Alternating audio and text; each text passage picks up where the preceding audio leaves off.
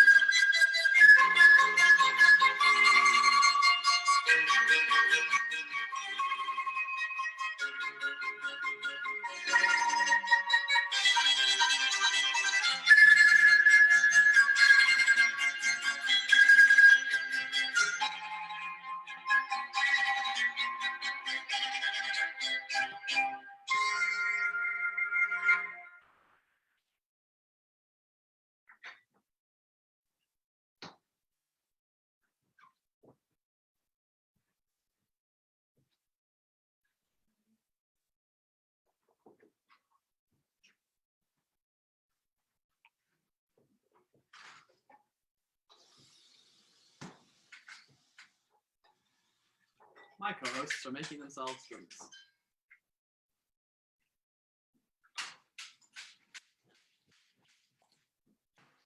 Oh, apparently we're in trouble. Ooh. I know. Just come sit down. As you will have noticed, the music was a little bit different at the beginning of this episode, and it is a harbinger of what is to come. Dramatic. Oh, yes. Dramatic and exciting. Okay. Hello, sorry I'm late. No problemo.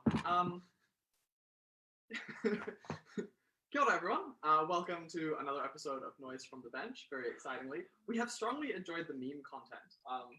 So keep bringing it with the memes. Okay, as usual, quick chat. How's quarantine life? Start with you, Joe. Tonight, Grace and I had tagliatelle alla bolognese, which means I made spaghetti bolognese, but I made the pasta from scratch. It was pretty good. It was pretty good. Very good. I'm settling quite well into lockdown actually. Yeah. Really? I have this thing where it's like, I'll be like, I'm doing great. And then the next day I'll be like, what about if everything changed back to how it was? Yeah. Imagine I was going to explode. For viewers, Stage content. Grace has just exploded a bottle of soda water over our I'm table. so sorry, Daniel. None of this belongs to me, so I'm ambivalent. Daniel's just like, this is the bad place. This is. I'm just having a little orange soda actually. It's a treat. In fact, Joe and I were just discussing earlier how nice it would be to have like an in-person live guest on the show, or just in-person live guests to our home because we like hosting things. Hosting people's So it's been a bit rough. Yeah. I want to start off with a very fun question. Last quarantine-related bit of chat. What is your favorite and least favorite quarantine sounds? And I think what inspired me to ask this question is we have a tambourine player who lives next door, and at 8 a.m. every single morning they begin playing their tambourine and doing rhythmic chanting. This is one of my favorite noises, but according to my other flatmates, it is not one of their favorite noises. No. Do you have any other sounds that you enjoy? I don't wake up from the tambourine, but Grace always reacts to the tambourines, and that then wakes me up. So I'll be lying in bed, like just relaxing, snoozing, won't hear anything until Grace will be like, "Those fucking tambourines!" and that then wakes me up. So my Yeah. least favorite noise is Grace's reactions to the noise that I can't hear. It's like it's tambourine and bongo and bongo, chanting. yeah. And that's just a bit much for me. I'm not gonna lie, I can't really sleep. My favorite noise is Joe slapping bread, like bread dough after he's making dough. You'll hear like this smack smack little noise echoing up from the kitchen as he's like throwing his dough at the table and then kneading it around. It's a good noise. It's a great noise because it means that we're about to get some fresh bread. And my least favorite sound is the sound of chickpea peels hitting a plate as I shell chickpeas endlessly to make My noise. favourite noise is the bird song in the domain when we go for walks. That's quite nice. I'm gonna go on a different train here and say my favorite noise is when the dishwasher starts. I can hear it spinning perfectly and nothing's obstructing the rotor. Oh yes, and my least favorite noise is our fucking washing machine. So our washing machine has a tizzy every once in a while and will malfunction, and then you'll have to go like stroke it and gently coax it to do our washing. And one of my favorite noises is the sound of the burr, not of the money printer, but of the hair clippers. Once again, a harbinger of things to come at the end of this show. So on the show, we're going to have Rob Barry as our guest. Rob is a legend. We love Rob immensely. He got a shout-out post on New Zealand Debating Ship Posting recently just for being an all-around excellent He man. just contributes so far above and beyond what anyone would ever expect of anyone in debating, but then expects very little praise for doing so. Yeah. He's just, his humility is unbounded. He's an we altruist. love Rob. A true altruist. Huge fan. So as usual, leave us comments. They will be sent to Joe's phone either through the anonymous forum or just leaving them as comments. Equally, if you want to call in, we'd love for you to call in, especially if you want to interact with Rob himself live on air. So just flick a message to Auckland DevStock with your phone number. If you're from Australia, make sure you use the international +61 version. And don't be afraid to be a repeat caller. We love people calling in and being nice to us. Equally, we have a feedback form floating around, and it's quite difficult to think up ideas of what to make these episodes about or who to have on them. So please just give us your ideas, things that you want us to chat about or talk about. As usual, gonna blitz through a little bit of news. Joe, do you want to tell us what's happening in a couple weekends?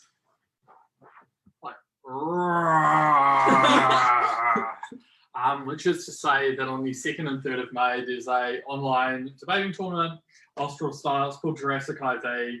Edgecore team is me, John BP, Tamara, Siobhan, and Oscar. It's going to be heaps of fun. So far, we have just an insane number of international signups, which is fantastic. I checked today, and one of my other fellow Edgecore members told me that the only continent so far not represented is South America. So if there's anyone from Colombia or Brazil who would like to sign up, please get involved. Each time you have an Antarctic team. Yeah, the penguins are. There's a penguin thing. But this is a reminder to Kiwis that like we're actually getting to a point where like we won't be able to accommodate everyone. So if you're interested in speaking, sign up. And if you're worried you won't be able to speak, convince a judge friend of yours to judge at the tournament because we'd love more judges to turn up. Yeah. Then the other cool tournament thing happening in the near future is that Auckland Novice Tournament is happening tomorrow. So obviously signups are a wee bit late for speakers, but we'd love more judges. Give these great novice speakers panels. We've had over 40 people sign up, so like novices, so a huge amount of people coming along. We want to give them the best experience possible. So if you're a judge looking to become a better judge, looking to just give back to the community, people from different campuses are coming, so it'd be good to get some judges along from all over. Equally, even though Thursday Clubs Nights are on hold this week, the last week of our university break, we still have our development live streams going. Last week was on judging. Next week is going to be on looking at the comparative and framework based on different motion types. So giving you lots of examples of the types of motions you can get, regrets motions, actors motions, and how to address it when you're constructing your case. And the last thing to say is that obviously the National Online Schools Debating is still happening. I think like more judges are better, lift the load on the people who've already judged 3-4 rounds. So please, if you are a good judge or even an averagely competent judge, flick a message to the wonderful people, Ailey, Sam Peno, Zach Wong, and I think it's all over. We don't need that anymore. Neat. So Rob Barry is currently doing a debating round at an online tournament, and he's going to log in as soon as he's finished giving his first staff speech. So until then, I have a fun question I want to ask, especially during lockdown, unless we have any anonymous questions so far. Well, send us your anonymous questions. And now my question is, how much debating should we do? How much debating is too much debating? How much debating is too little debating? I think if you're not involved in at least 2 major tournaments in a year, then you're not doing enough. Not doing enough? By which I mean if you're not going to at least 2 of Austral's World's offices joint. I just think it's true that the people who get best at debating are the ones who do lots of it. Yeah. Yeah. I think Grace is right with respect to Love attending that. with respect to Healthy attending for the relationship. with respect to attending majors. I think sometimes people do a bit too much internal stuff and it actually hurts them. Yeah. Because in DebSocs, debating monocultures form, people debate each other too much and just things get out of whack. I think there's something to be said for taking a break. And having variety in your diet of debating. Yeah. I really like doing a mix of like, some organising, some judging with school kids, some coaching, some speaking. I think when you, even if you don't have the energy necessarily to be involved in debating all the time, being involved with debating but not speaking kind of keeps your mind fresh and keeps you looking at it from different perspectives. And that's an interesting, like, how do you, for you and your health and your debating career, how much debating should you do? But I think I'm going to throw something out a little bit different in that in many ways, you are obligated to give back to your community. There are many, many people who've taken enormously from debating. They've grown heaps. And then when the push comes to shove and the moment comes to start giving back, you either rise to the occasion or you don't. And I would encourage everyone, judge more things. Judge things like Auckland Novice. Judge things like your club nights. Give back to your society, especially because when you were younger, you were learning from it. And also it's just like a good thing to do.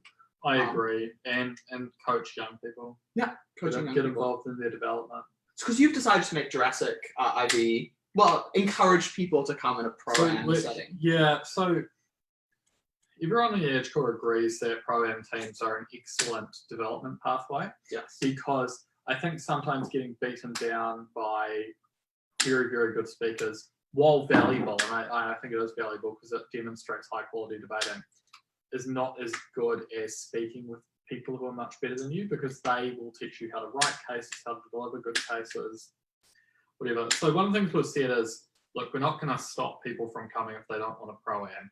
And there'll be a lot of joint teams and prospective Australs teams that will want to speak to you at that tournament, so that makes a lot of sense. But, you know, if you're a young speaker and you want to go, we're saying we'd encourage you to reach out to an older, more experienced speaker and ask if they would be willing to be part of your development pathway. So I think sometimes older speakers do kind of want to be involved in coaching, but don't quite know how to begin that relationship. So we're saying to younger speakers, hey, there's someone in your community who you think could be valuable in developing you as a speaker. Why don't you reach out to them and see whether they'll be interested? I suspect they would be interested, and they should be interested.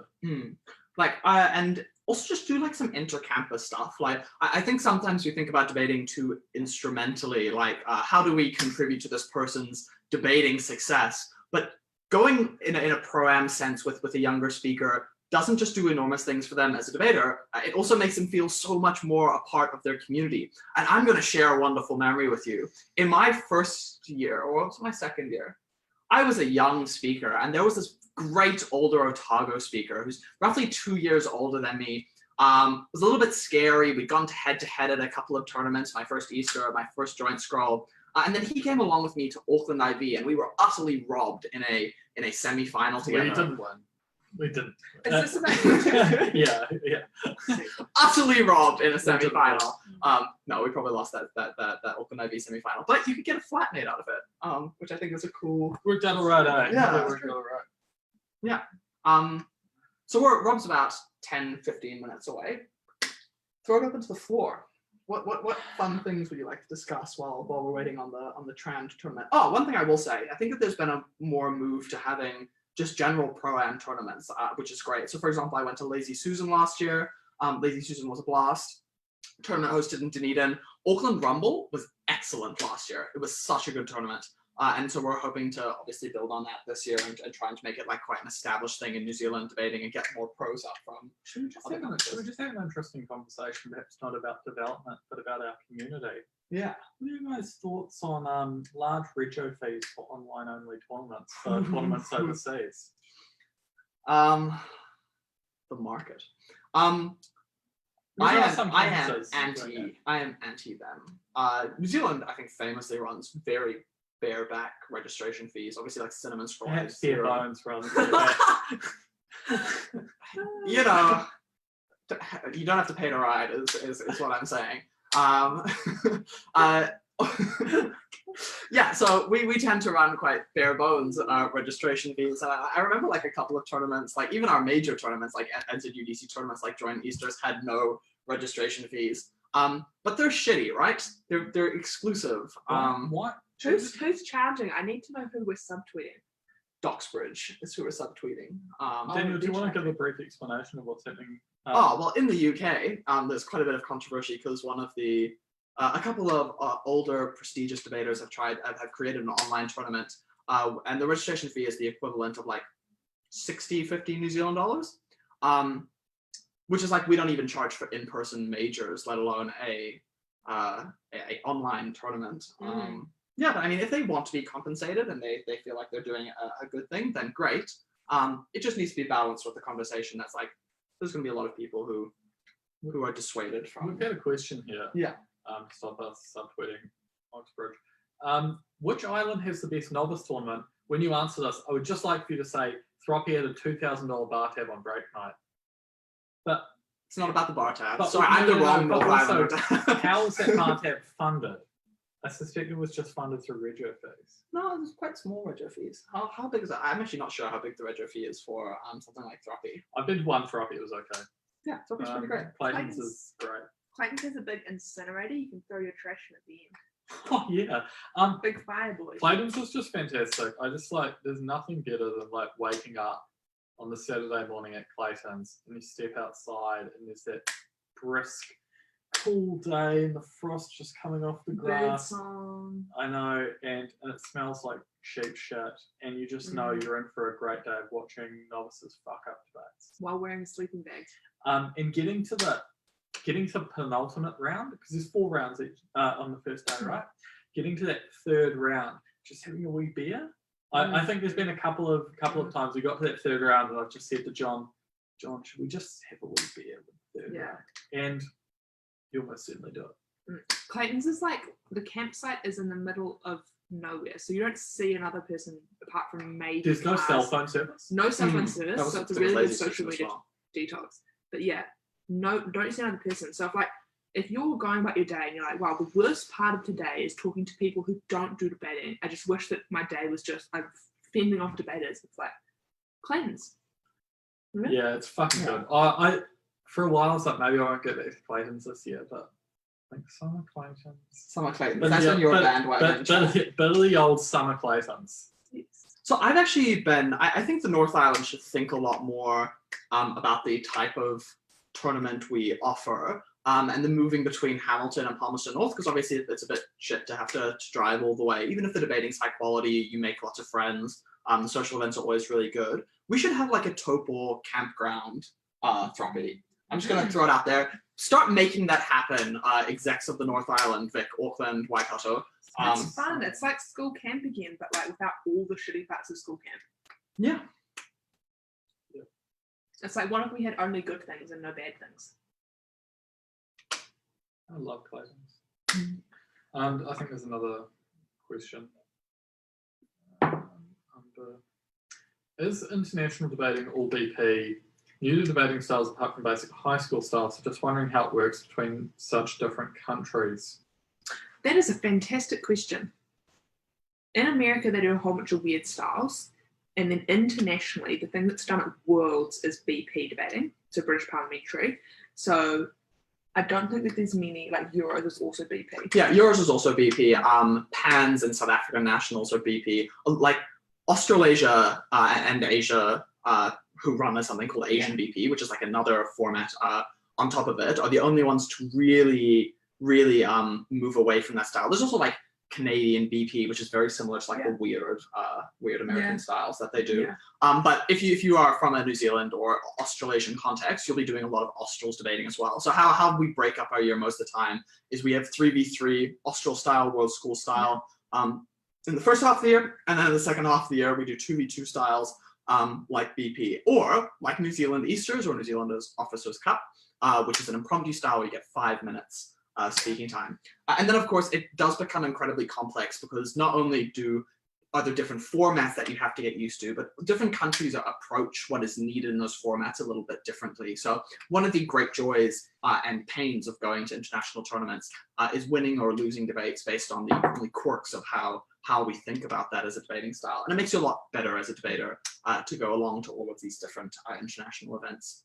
But basically, if you only ever want to do high school style, you can compete in Australasia and Asia, and then if you want to compete anywhere else, then you have to learn BP. BP's so much better than everything else anyway. Though, BP so is just- really fun. It's like with BP, when you're kind of like getting used to it, it just like will blow your mind every time. It's so baffling. But it's like your first few outrageously BPs. fun. It's So much outrageously fun. Depends what you mean by fun. I think if I were to rank my most fun tournaments, Old Joint Scroll would be top of the list. Old Joint Scroll was fantastic. You got to hang out with your buds and prep cases and give 10-minute long speeches that you can script a little bit so they can be a little bit more dramatic and cool and fun.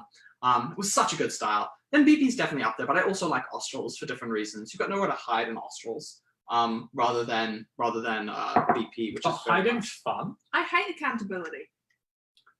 Let me Yes. hide.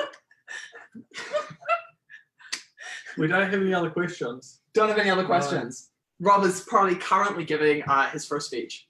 There's one. Any plans for collabs with other unis aside from just in competitions?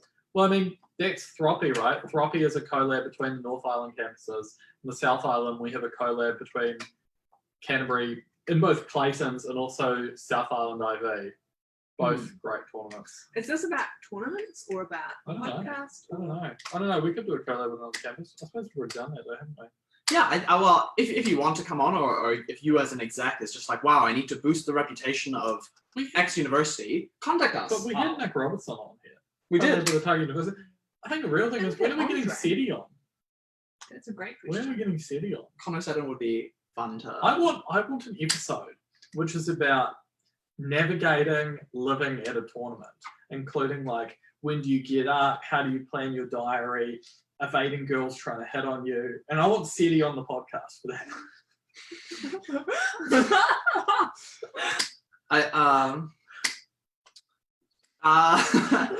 Sure.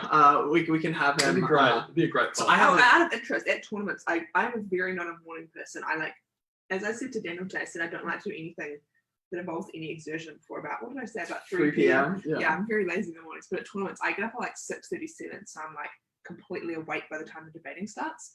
I never put in that much effort for a lecture, No. but before a debating tournament, I need to be alert from round one. I'm up at like 2 hours beforehand But I think it's like on my routine.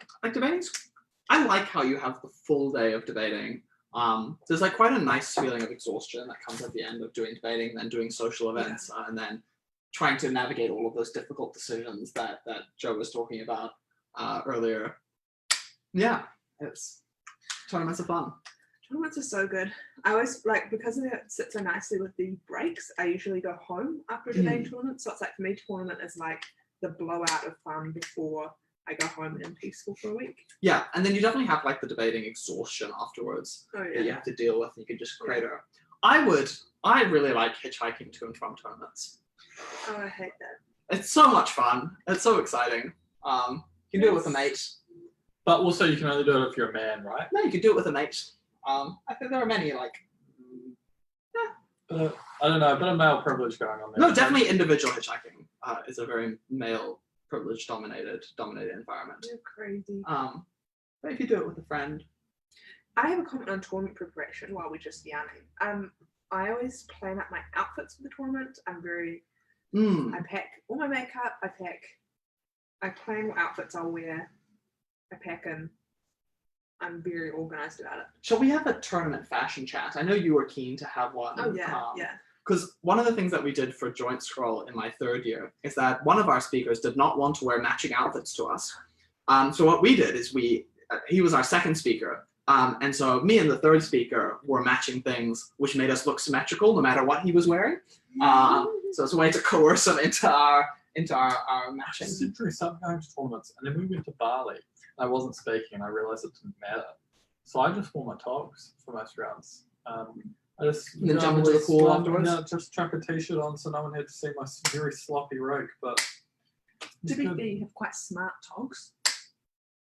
They're not sloppy togs. They're doesn't have the very you're right. tight You're right. it's a nice pair of togs. Yeah, you know. Nice shorts. Smart, quite Smart, smart, yes. formal. Yeah, Exactly. it's for the formal jacuzzi. You know? Yeah. Neat. Do you have any preferred out round? So I often I wear these like white shirts all of the time at debating. How many do you own? I own 3. This was a recent acquisition, and I have yet to use it at a debating tournament. But I really like I it. was really hoping you would say like 7, and we could go upstairs and see just a. I have a lot of 7. white shirts. I mean, of this specific variety. I have like five others. And what is that specific variety? This is linen. Connor said, and I have talked a lot about linen shirts. Linen shirts are quite good, though. They are very good. Don't mind them. So Just also look good. in warm temperature. Rob Barry should be logging on in 2 minutes. Oh, What a dream. What a dream. In terms of tournament fashion, there's always the capacity for a nervous sweat, so I like something breathable for a few layers. I had when I was in Something- Korea, I was sweating like a man possessed, and I had to wear. Each day I had to wear 3 different t-shirts. One per round.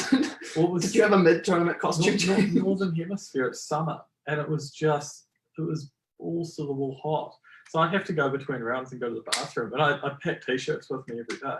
I'd pack multiple t-shirts because I was just, as I said, sweating like a man possessed. That sounds like a medical issue, not a fashion issue. No, it was a disaster. It was an absolute disaster. Oh, At Australs, one of the top Auckland teams from a couple of years ago decided to go. They had like specific vibes they wanted for each day. So the first day, all 3 of them wore hoodies because they wanted to just project the vibe that they didn't care too much about the tournament, and then got progressively more formal as it went on. Because they didn't want to be typecast as the people who arrive in their formal gear from round 1, ready and excited for a day of debating. The other thing about fashion at tournaments is I always try and dress appropriately, because obviously like internationally, sometimes you're going to countries that might have more like conservative dress codes, and I always try and be like quite respectful of that. I think just That actually brought up some quite controversial bits about Astana Euros, which is the Euros that happened in Kazakhstan. And I remember speaking to one of my friends from Bulgaria on my way to the Serbian Euros that I was attending. And an interesting comment she made is that in areas of conservative dress, you need to be very careful that your perspective, particularly as someone who is like very white or white passing, or doesn't look like the locals, is there's a lot less pressure on you necessarily to fit into those. And because she looked much more Eastern European, she was a little bit concerned about Astana Euros and the pressures that would exist there for someone like her. Which I think, yeah, careful to think about your privilege in terms of that. this is really random, but you're talking about Kazakhstan remind me of a different stan, which is Turkmenistan, which I literally didn't know anything about until like 2 weeks ago. Yeah. Crazy to tell you. Turkmenistan's a great name. I didn't know that it's one of the most repressed countries in the world. Did you know that Uzbekistan was The Economist's most improved country? Oh, that's quite a Very good prize. recently, That's yeah, a very they, good like, prize to win. Banned slavery and They banned democratized. Yeah. Wow. It's really, like never. really hitting those high notes. they did some good things, and The Economist was like, lit. Great Well job, great done. job, country. Well done. You met Marcus, the lower from standard. you. You met the standards of like a 16th century papal bull. Well done. Crikey. Yeah, but you know, banning slavery is good. Oh yeah, no, don't get me wrong, it's good. Yes, it's very good. But it's like we started doing, and this like it was a 16th century papal bull, right? Let's not get too high and mighty on them. Yeah. No, that's good. It's good to be fair. Better late than never. Better late than never. I just when it's like, oh, we've got to learn matter, it's like, man, just go on the BBC homepage. There's so much good stuff on there. Yeah. You spend like 30 minutes on the BBC homepage, you learn like You gotta have 20 that new variety. things. What's happening? It's just being angry at us. Classic. Has it killed our stream? I don't think so. No. Sometimes Still chill. Where is Mr. Barry? energy. Does anyone got any more interesting things to say? I have very Amber had a question Yeah. Mhm. about younger speakers approaching older speakers, saying, isn't that kind of hard? Because like, wouldn't it be better for an older speaker to find a way to be involved in the development? I actually disagree. I think that it would be maybe like a bad norm to have older speakers going around randomly approaching. Or picking. Yeah. Well, Not always, but like Like, sure, I don't know, it's a bit of both, right? Like, I think most. Oh, for Robert. it's Rob Barry. Hello. Oh, sorry, you're on mute. Oh, okay. Can you hear us? Hello, I can hear you. We cannot hear you. You might be on proper mute. I don't think I'm on mute. Can you hear me now? are you sure we haven't got him on mute? How No. mysterious, because I can see he's not on mute. That is very bizarre. Technology evades us again. Oh, I'm sorry. Huh. How intriguing. How intriguing. Mysterious. Can you mute and unmute Do you yourself? have- Unmute Why, ourselves. Daniel, do you have your headphones as your sound source right now? Because I think that might be what's happening. Nope. Bluetooth is off. How about you Right. exit? and then come Apparently, back in? apparently, the people at home can hear Rob. So everyone at home can hear Rob. We can't hear Rob. Rob can hear us. And that's great for everyone at home because it's great to hear Rob, but we Hey, can't Rob. have a conversation with Rob. Disaster. Well, what I'm going to do is I'm also going to ring him on Facebook. Oh, perfect. And then we can hear his voice live. Or we just have a conversation with Rob via Facebook commenters. Like and it's up to them to get the message accurate. What about if you're an experienced lip reader? Oh, that would be handy. Yeah, like the journalist on Veep. All right. Can you hear me now, DMG? Yeah, I can hear you. I can hear you here as well. All right. Great. Hang on. Beautiful. Oh, then Alright. the audience will get late. Oh no. Sorry I'm so late. The tournament ran kind of late and I didn't want to run away from my No, team. that's quite okay. That is very okay. What was the last round about? It was we were doing the motion from Cape Town Worlds about in post-colonial states actively disempowering colonial religions and propping up traditional religions from those countries. Neat. We were negging that and sort of like, even if it was imposed badly, it still has a value to people today, and that is a value that will be protected. And the state shouldn't like pick favorites in terms of religions. And you're doing that as a pro-am tournament, aren't you? Yeah. So I spoke first, neg, and left. So hopefully it's still useful for the two people on the team. What tournament is this? UNSW Online Open. Oh, that's cool. That's Yeah, it's neat. our first online tournament in Australia. Amazing. Amazing. Yes, I got a message a couple days ago from the people running it asking for Zoom tips. So they supplied some Zoom tips, and hopefully it's been running all smoothly. Well, yeah, shout out to Mikey and the team at UNSW and Varan. They've done an excellent job. Neat. Should we ask Rob to introduce himself? Yes. For those in the audience who may not have had the pleasure of his company yet. Hello, I'm Rob. I'm from Australia, hence the Australian cricket jersey. I've been debating for a while now. Started at Western Sydney, helped start the SOC there way back when, and then did postgrad at Macquarie the last couple of years before dropping out. And now I'm here, and I've been to New Zealand a bunch of times. First time for Otago Wastrels in 2014, where I met Joe, and then lost to Joe in Seoul the next year. Oh, not Seoul, Seoul Bridge the next year. Yes. That is God. great. Hopefully we'll get to go to Korea again. I have my doubts, but I hope so. I just keep getting way too optimistic. and I'm so then excited. Korea Worlds will he's- happen. I'm blaming him. I'm blaming Daniel. Daniel gets me too optimistic. I was optimistic about it until the government in Australia was like, well, we think we're going to ban international travel, except maybe New Zealand, for about 12 months. Oh, so we just hold the nostrils without the Australians, right? Like, how bad would that be? It'd be suck for us, but I guess it might be nice for everyone else. Can you tell us your favorite tournament and why? Oh, I think there's a couple of different criteria to address this. I'm trying not to sound like a debater in normal conversation, but I'm in the mode.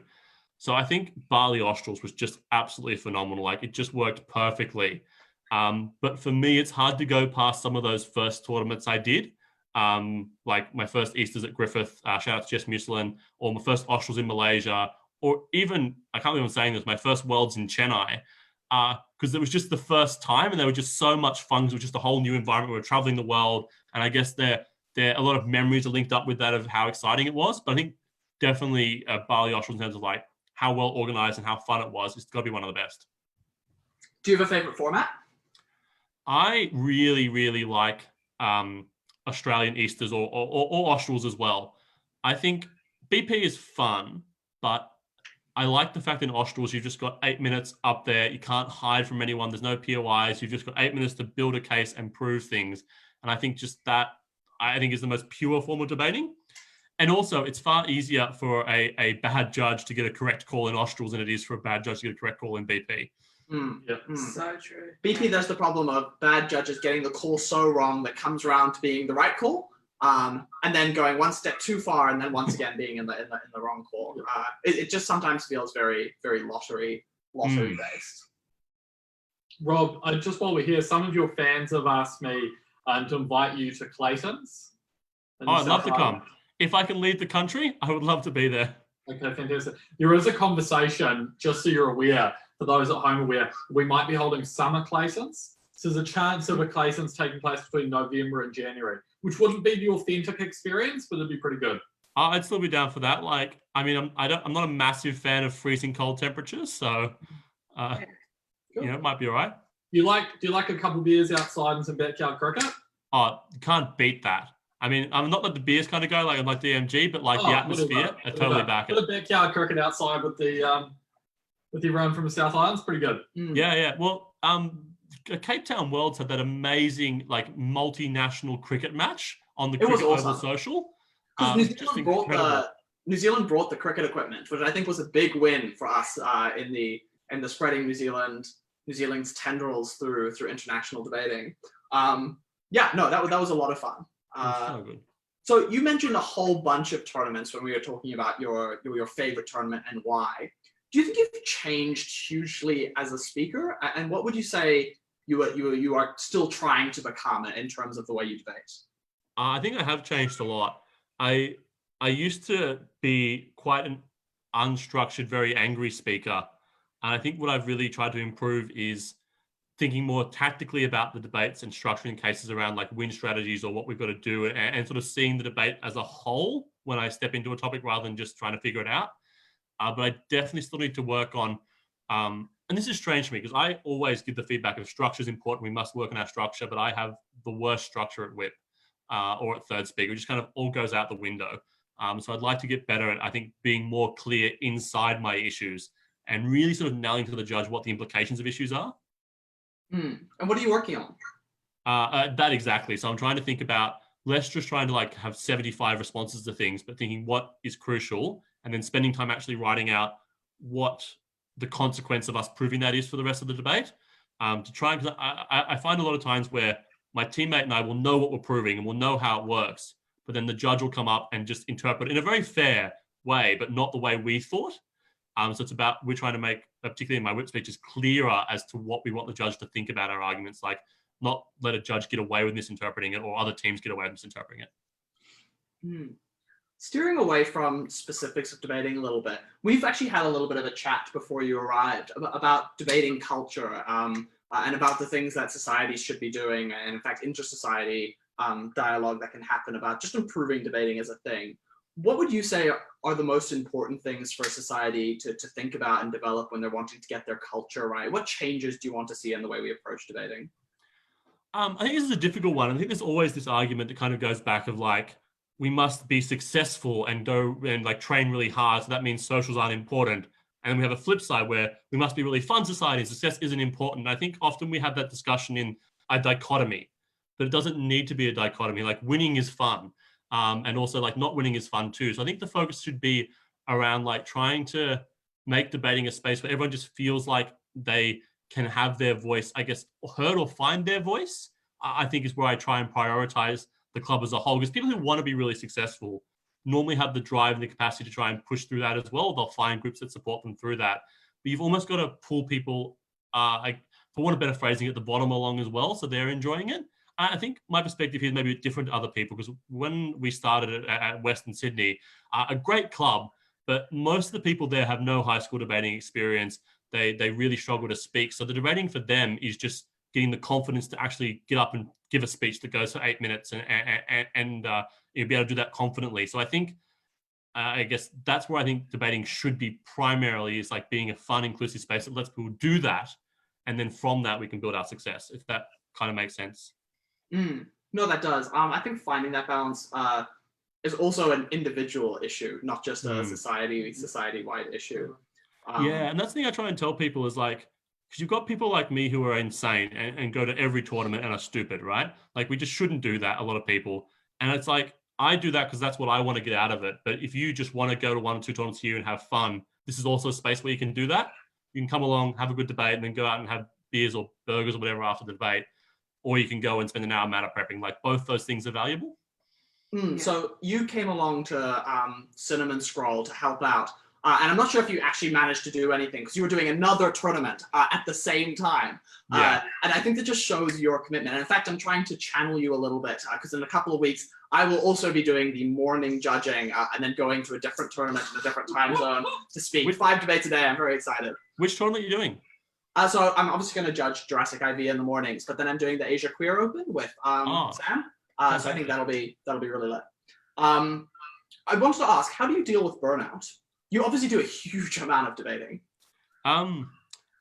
This is a tough. I think I don't find the burnout that bad. So I guess it's like that's just how I operate. Like I do run on the adrenaline, so I get more burnt out when I'm not doing things because I'm just like itching to do something. But I think the way is I find that if I know I'm reaching a point where I care too much about debating. I'm getting angry about every result and I'm getting frustrated after every round. So when that happens, I like to go back to judging and just like, it's a bit more relaxed. I'm not as invested in the results of everything. And I find that's the way I kind of balance it. But I think what I've become better at, I guess, is checking when I'm becoming way over invested in results. Because that's when I know like I'm caring too much about what should be an activity that's for fun. Yeah. And there's times for that. Like it was okay to get angry at Worlds, but I'm not going to Worlds anymore. So I shouldn't care that much or be that angry when we lose. I think Worlds is uniquely exhausting. Like it's even worse than Australs. And that's why it's good to overload yourself on weekends. You start building up that resilience. Exactly. And learning it. Joe made a comment about me being particularly inspired by Brindy, who came on the show a couple couple of weeks ago in all of our tips, because I think she was just brilliant to listen to. If you have a Mm. moment, go back and listen to that. But yeah, you've got to build up that endurance. And I know one of John's favorite ideas is to have like the mock tournament where you try and follow the day's events to build up that ability to not Well, get all burned out. other disciplines have dress rehearsals. I don't know why Yeah. we don't have dress rehearsals at debating. Yeah. I think that's what's good in Australia is we just have so many of those 2-day tournaments where you'll do 5 rounds over 2 days, and if you're lucky, do 6 or 7. And although it's not the full 9 of Worlds, it is getting you close to that. And I think maybe that's a model we're going to move to more in New Zealand, because I think historically we famously didn't do that much debating, mainly because we're quite far away. Like New Zealand is larger than the UK. Like we're a large country with not that many people in it. But with online tournaments, I think it'll probably bump up quite a bit more. Yeah. Just pivoting on something you said there about moving back to judging, especially when you get tired. You must have judged with some just like awesome judges over the years. So I wanted to ask you, who are your favorite people to judge with? Yeah. What makes an effective adjudicator? And particularly for New Zealanders who don't do much BP debating, what makes an effective chair in BP? Because obviously they have to manage a panel in a way that can, with non-consensus judging for Australs, you don't have to do. So I think the best person I've ever been on a panel with would probably be Dan Lahav. So Dan is this amazing debater from Israel. Those who don't know him, like he should have won Worlds a couple of times, but like kept getting knocked out in quarters. But he's also been on the Ashcroft Worlds and that sort of thing, and Euros. And I think what he's able to do is steer the conversation where it needs to go in discussions. Because I think the problem with the BP discussions, you've got limited time and people want to say everything and they just can't do that. So what I like about what Dan does is he doesn't reveal his call as the chair. He gets everyone else's calls and then he's very quickly in his head able to do the math of what needs to be discussed at a highest priority and is then able to sort of push the conversation to where he thinks it needs to go and what the key issues are.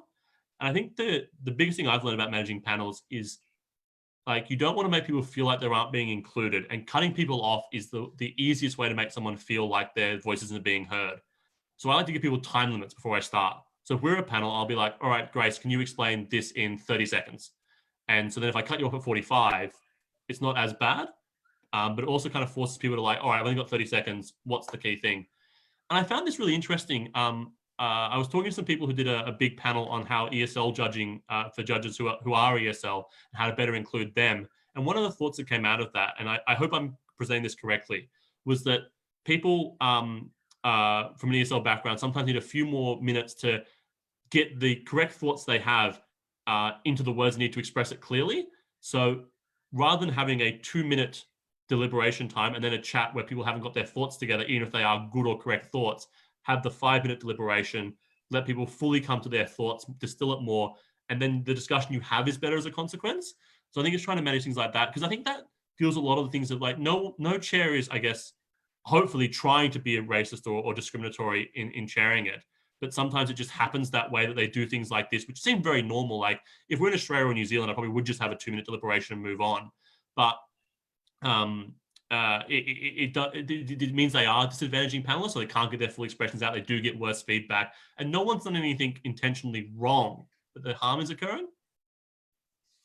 And what was the last part of the question? Sorry. The last bit is about how to effectively manage your panels. I think that answers it very well. From like a non-BP perspective, is there anything about the way that certain judges approach debating that stands out for you, or in fact the way that you do it? You're very welcome to share your own genius here. Geniuses, I wouldn't go that far. I think the way that good judges approach it is they're able to really just try and like go in with such a blank mind. And what I love is when judges are really able to do their feedback and their reasons for decisions stay completely opposite. So you very rarely hear a judge saying, the good judge rather, you didn't win this argument because you didn't say X, Y, and Z. So they're not linking those two things together, which I think makes it easier to see where they're coming from and easier to judge the debate properly when they're not judging on what it could have been or should have been, but just on what it is.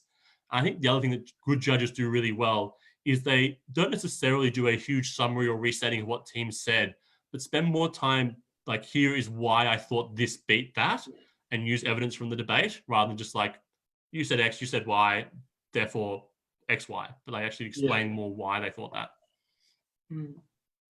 As you do more judging, do you think judging helps your speaking? 100%. Especially with that. especially with what you were talking about, is what you're working on is building those win conditions. I found that judging has enormously helped the way I think about debating. Because you just get to see so many different perspectives on cases, so many different arguments and different styles.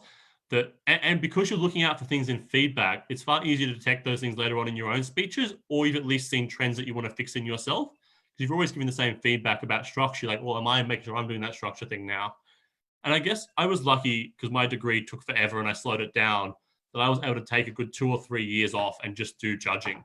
And that meant that when I came back to debating 2 years ago, there was a massive leap in my skill and performance that I'd taken that time to do the judging. And debating also helps you judge. Like, people should be rotating through the two of them a lot more, I think. Yeah. I think people have sometimes a tendency to feel that they are either one or the other in their own university career. Yeah, but you can be both. And I think if you've got the time, in your first year, go do all the debating, have fun, enjoy it all. But then in second or third year, just judge a year. Take a year, judge Australs or joint or whatever, and the next year come back and debate. Because it's a good way to learn, and judging's fun as well. Yeah. I have a question. Yeah. So obviously the tournament, you get lots of feedback across the tournaments from lots of different judges, and you may or may not agree. What's your approach to kind of extracting useful feedback out of all of the stuff you get? The thing I found most useful was when we get that feedback, we take notes as it was coming in, but then go away with my teammate and discuss that feedback and sort of see where the trends are developing. Did we agree with that or not? So we're getting some sort of like sense checking of it. And talking about how we can apply it next time. So often what Uday and I would do after Worlds rounds is say, all right, we've seen this problem here, Rob, you're not like whipping our extension enough, so let's do that. Or with Uday, it's like, oh, we're putting a bit too much rebuttal at the start and not clear enough on our extension early. So because we heard that, we talk about it and figure out how to address it. And when I was proing my last Easter thing, because Easter's in Australia is a pro-am, we would sit down after every debate and then do a debrief about the feedback and about the debate and talk about it as a team. And I found that really useful for like, it helped everyone improve because they knew what to do with that feedback, not just that it existed. Because often judges are very busy too. So they'll be like, oh, your structure is not great, need to improve it. Accurate feedback. But then if the person in the team doesn't know how to structure their pages properly, like they can't implement that feedback. So then we would go and talk about how to change up the way we write our speeches on paper to get to the better structure. More broadly, how did you approach re-entering into debating? Did you have like a training routine? How have you consciously approached your debating? So I think my approach, and I think this is a bit different to what you guys have said in previous weeks, is I just like to do a lot of it. So I love a big run up. I like doing lots of debates because I feel like the more I do, the more I'm getting on top of things and the more I can like build up, I guess, a good run into it. And the second thing I did was I'm not a huge fan of matter filing. Like I've done it a bit, but it's sort of like the benefit is sort of like in thinking up the ideas. So I try and reflect on the cases and think, okay, what was good? What did we not do well? I think that was kind of like how I approached coming back to it. And also just like coming with a super open mind to adjudicators. Like I was 6th, 7th year when I came back and did more debating again, but I'd still every judge get all the full feedback. And just like didn't think that I knew better than what was going to be told. Absolutely. Yeah, no, I agree with you on meta files. Yeah, I've never, completely agree. Ooh, we're getting feedback through the phone. Yeah, I've never really found building meta files that helpful for me personally. It's a case of like free reading and filling the gaps, as you say. I think what meta files could be useful for is like getting down clearly in your head what maybe like those key core arguments you're going to use again and again are. So if you write up a case about a consent argument or a black market argument, or something you're going to use regularly, it's a good way to like learn that argument, but there's no way you can matter file everything. Like we matter filed like way back for like so many international relations things. And then we got one IR debate on the thing we didn't matter file. So it's like all that wasted effort. So it's just good to be across things, as you guys say. Yeah. I mean, I think about like the Bali Australs round, that IR round about the flag. What country's flag was that? Sudan. I mean, what are the odds you would have had a chapter in your meta file on the flags of Sudan? I mean, exactly. And that was such a good round. And like, I saw the debate around Qatar that round. I saw Vic 1 and Sydney 5. And it was like, I'm assuming they didn't matter file this extensively, but it was a brilliant debate anyway, because they just took what facts they knew and from the info slide and the motion and just applied it to proper debating logic. And it was just brilliant. Sometimes you do just get lucky content wins. So I had met the Sudanese debaters at Cape Town Worlds, and had talked a lot to them about the revolution and about the stuff that was happening, about the tensions. And I became quite good friends with one of the debaters. And just like the looks on Karan and Zach's faces when I was like, oh, yeah, of course, here is our case about Arab nationalism. Like sometimes you just get like serendipitous wins like that. And that's the thing about debate. It is just a lot of luck sometimes. So if you're able to rationalize it, sometimes you'll just be unlucky. But the best advice I ever got around luck was the way to do well at debating is you've got to be better than luck. You've got to, if you want to be the team that does really well, you've got to put it out of the question that a judge will be good or bad, or the DMG will have spoken to the Sudanese contingent at last year's Worlds and will deploy that at Australs. Like, you've just got to be better than that. What advice would you give to yourself 20 years ago, 30 years ago, when you were starting your debating career? The best thing I've learned in recent years has just been to, like, once the debate's over, you've done that feedback session, just walk away. Just like leave your teammate, spend an hour away from them. Like, I love Uday, great guy, but I hated talking to him for more than 10 minutes after the debate. Not getting wrong with him, but it was such I needed to get a break from that. So if I told myself earlier to do that, but I think also it's just like, I look back at like the early days on the West Sydney exec with those teams, I'd focus a lot more on like how to deal, the interpersonal relationships I think needed a lot more work back in those days of just like taking that step back, calming down, it's just a debate and trying to like be more effective in how we worked with teams. I think we focused a lot on just like doing the debating things, but not doing the team things. Sometimes the teams didn't work as well because we hadn't worked out how to work with each other. So if I go back then, I'd focus more on the team dynamics than I would the debating skills. They will come back. Can I ask you a question, perhaps slightly adjacent to debating? You've become famous in recent years for becoming an informal photographer of tournaments. You'll regularly take photos of people throughout the day and at social events and that kind of thing. I think that's fantastic that we have a record of tournaments, given it's something that we spend so much time in and develop so many close friendships out of. I suppose I'm just interested in how did you get into doing that and why did you start doing it? Well, I got into photography in school a little bit because we had a program when I was in primary school around film and photography that I got put in, and then I did more in high school and we had some opportunities there. And I just always really enjoyed photography. As you can see, like these are all my photos behind me. Nice. And so I just like would do it at school for events and sort of became I'd do it at parties at school and just kind of came naturally from there. And it's something I've enjoyed. And then I got a couple of opportunities at Easters in Australia to do the official photographer. And I think that sort of helped grow it as well. Actually, this year I was meant to be the official photographer for Easters and then it did not happen. But I agree with you too, Joe. Like it's just the memories that we want to create, I think are so important and photographs are a beautiful way to capture that. Absolutely. Yeah. Yeah, absolutely. So I think a last nice thing to discuss is we have a lot of hot takes on this program. We have a lot of thoughts about how debaters should be doing things. Is there anything that you think you disagree with most debaters about in terms of a culture, in terms of the way that we should do things, basically that you think that debaters should move towards or adopt as more norm within debating? Tell us your hot takes, Rob. Oh, hot takes. All right. I think we just need to be okay to admit that we find debating cool and that we enjoy the activity. I think there's sometimes a push to be like, it is in vogue to hate debating. Like we're all here, we're all wasting an exorbitant amount of money and time on it. So I really would like it if debaters just like admitted it's cool, we enjoy it and just got into that. And I think the kind of the atmosphere that New Zealand has that I really like is it is more relaxed. We all know we're there to have fun. I think that brings a good vibe to it. But the hot take I have is I really think debaters try too much to avoid the debate in the debate and just like too much rebuttal around why it's not an issue rather than just like getting in the muck of it. And I'm certainly guilty of that as well. But I enjoy it when we can get over initial hurdles of like, but you can't do this or like there's some like weird motion wording thing. Just engage in the debate and have the clashes.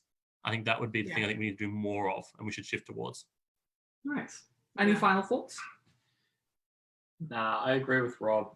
You're right. People need to just admit it's a debate and get into the cut and thrust of it rather than avoiding issues. I think that's Rob, right. do you remember the Worlds round about the cartels? I do. That was a great round. It was a great round. And it was because it was like, it was all about the nitty gritty. There was no response. It was like, oh, we don't care about that in the debate. It was just like, we care about all these things. Let's argue about whether they work. And that was such a cool debate.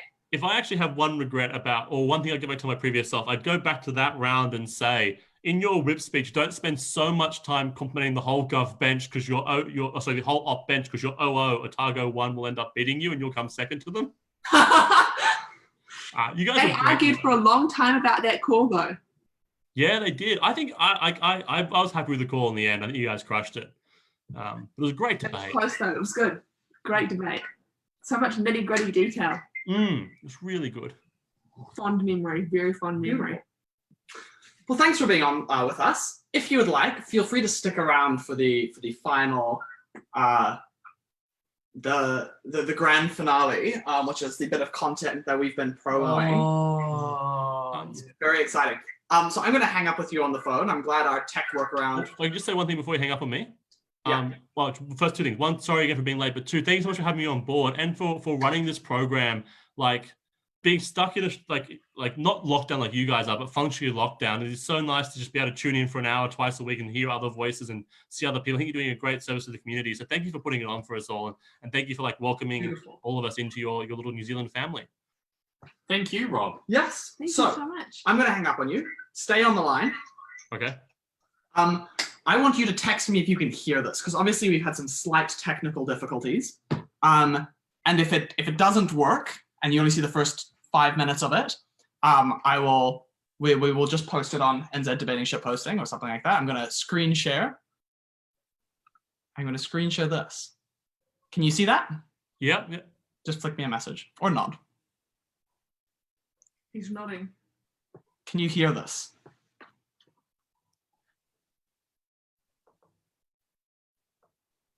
I don't think people can hear it. That's so sad. There's something wrong with our sound. There's something wrong with our sound. Okay, well, you will all be able to see it very, very shortly online. We will say goodbye to you now. Farewell. Arrivederci. What language was that? Isn't it Italian? Maybe. Auf Wiedersehen.